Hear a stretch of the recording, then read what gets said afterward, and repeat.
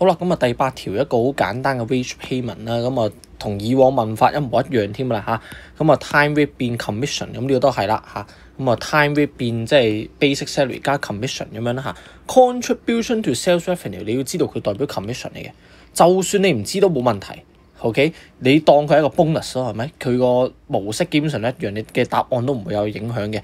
咁啊基本上咧，如果你話喂，佢而家15,000變7,000喎，係咪 lower income 咧？你應該知道即刻錯啦，係咪？因為你唔知道個 bonus 會有幾多啊嘛，個 bonus 可以好多啊嘛。咁呢個一模一樣啦，係咪？3萬變咗個 basic salary 得翻15,000，咁但係你會有 commission 㗎嘛？你 commission 可能好高咧，係咪？咁所以即刻見到係咪代表個 income 會低咗？唔係咯，咁呢個只不過改咗個寫法啫，係咪？total income 低咗，咁咪即係代表老闆要俾少啲人工咯。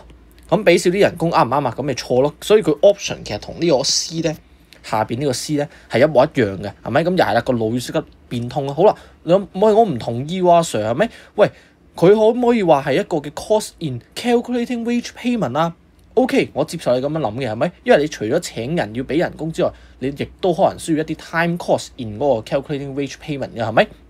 咁但係都唔 make sense 㗎。